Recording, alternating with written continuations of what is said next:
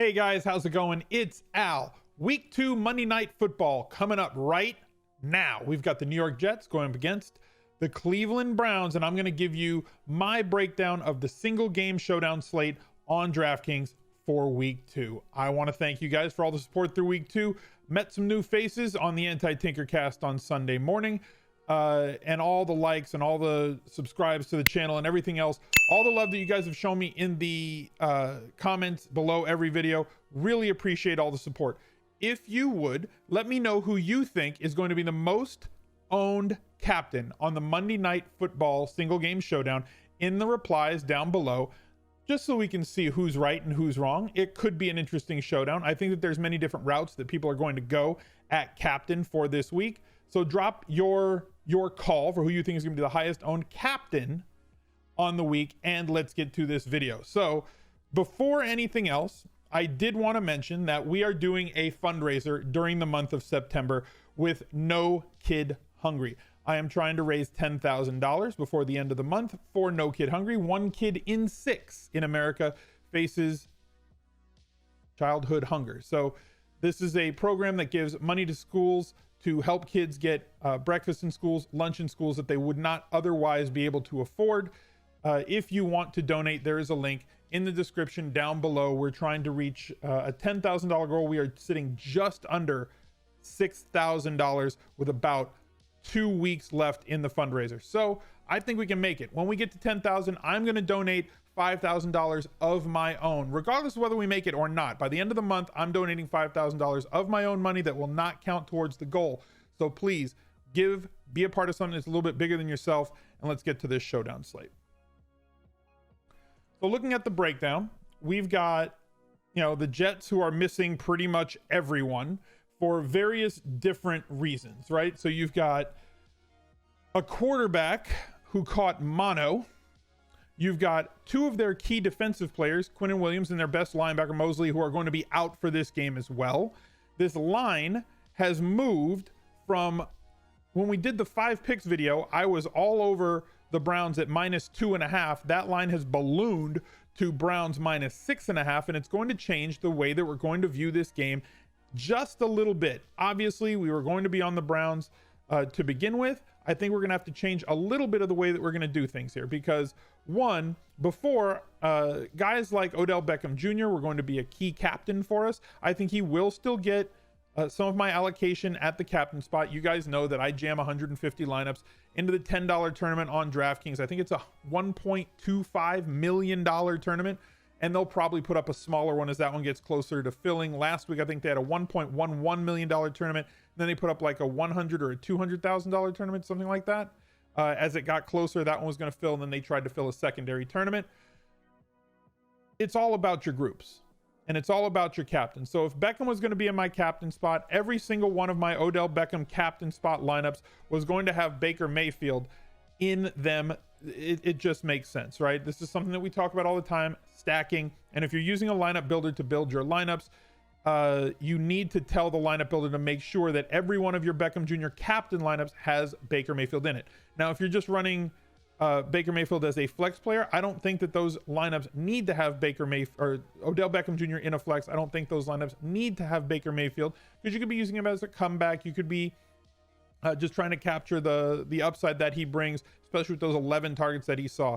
I think the Browns are going to come out really hot in this one because of how bad they looked and how badly they got embarrassed in week 1. They've had time to lick their wounds. They've had that extra day going to the Monday night game, albeit on the road. This defense has a lot less teeth, do the Jets. Obviously, without their starting quarterback, they're going to face a little bit of a downgrade in their offense. And without their 2 best defensive players in the first 2 layers of that front 7, they're going to be able to run the ball. And I personally think that the most owned captain is going to be Nick Chubb, and for good reason. You're going to get a lot of carries.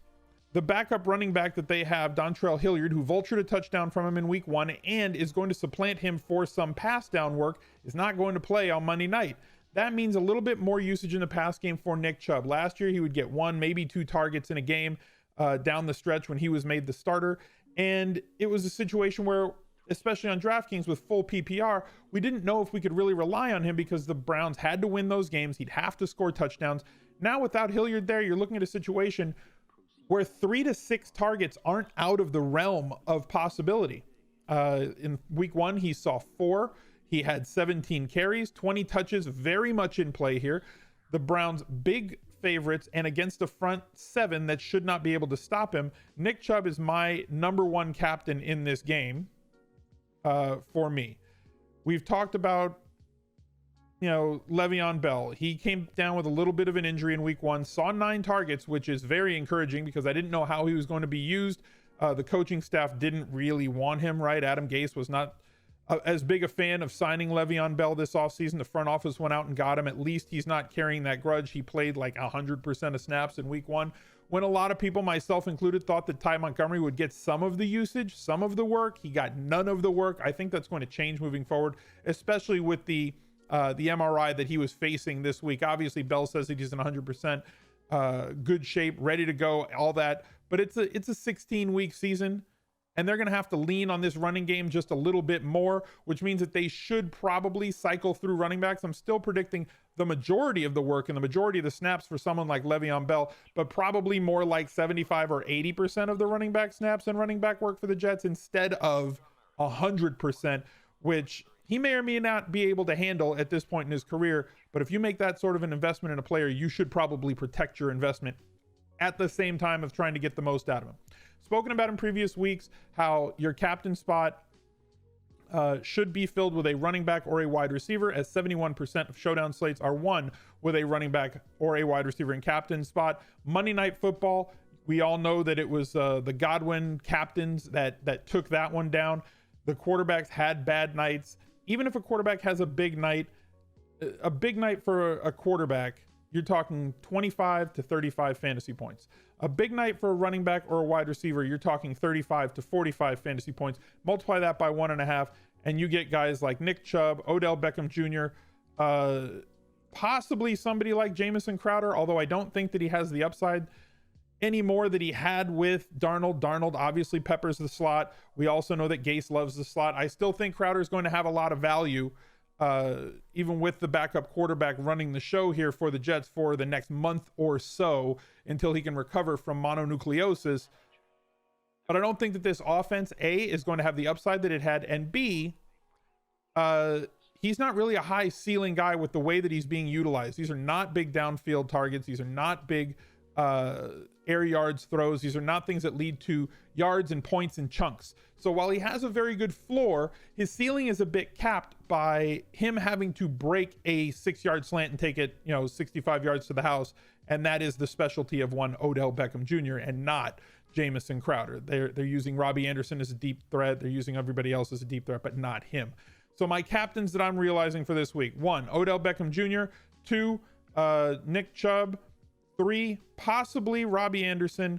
And when we're going to use our captains and our quarterbacks and captain, we're going to have to limit them, right? Baker Mayfield, super talented player, a lot of great weapons, can definitely run for a touchdown here and there, even though he's not a running quarterback like a Josh Allen or like a Kyler Murray or like a Lamar Jackson. But he does have the mobility to run one in.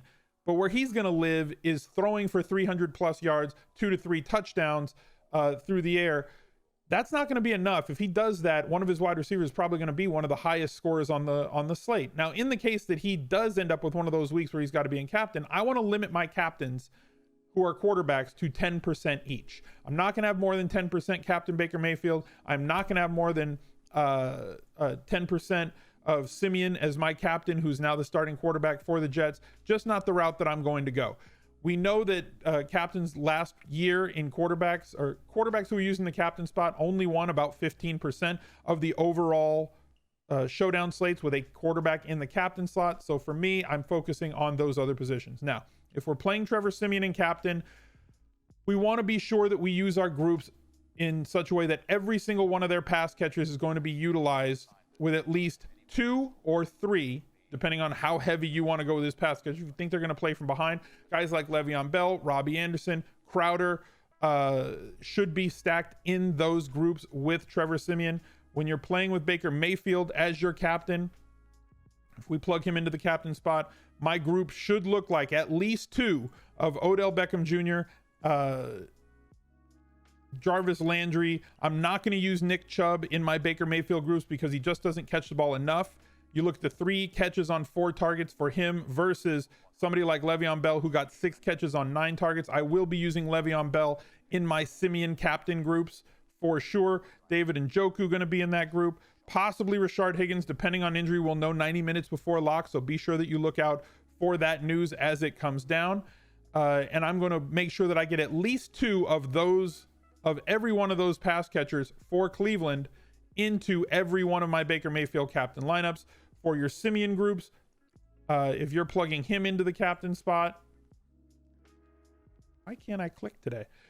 If you're plugging him into your captain spot, I'm going with Le'Veon Bell. This is a group for your lineup builder. I'm not saying if you play Simeon, you have to play 5 guys with him. I'm plugging Bell into the captain spot, Crowder into the group. I'm plugging Anderson into the group. I'm probably going to pick one of his cheaper targets or more to plug into that group, maybe a Ty Montgomery as well. And I'm going to pick at least 2 of these. The optimizer, I'm going to force it to pick at least 2 of these. The other thing that I want to do is I want to make what's called a bring back group. So for Simeon, I want to make sure that I'm getting at least 1 of all the Cleveland Browns players. That includes Baker Mayfield, Odell Beckham Jr., Nick Chubb. Everybody on the Browns goes in my Trevor Simeon captain group. Conversely, the same thing goes for Baker Mayfield captains groups, where I'm plugging every one of in the bring back group with every single one of the Jets skill players that I think are in play for this slate. At least one of those, at least 2 of their own team, so that I make sure that I have a push and pull on these showdown slates. Wanted to thank you guys for joining me once again. Appreciate you tuning in. Drop a like on this video, subscribe to the channel. Be sure you ring that notifications bell because I don't want you to miss any one of the 8 uploads that I have coming pretty much every single day of the week during NFL season. I appreciate all the love and support. Hopefully I will see you guys on Twitch sometime this week. I will record 5 days a week this week on Twitch. All 5 days I will be on. Schedule is right there on that twitch.tv page. Link is down below in the description. Until then, I'll see you guys later and good luck Monday night. Bye.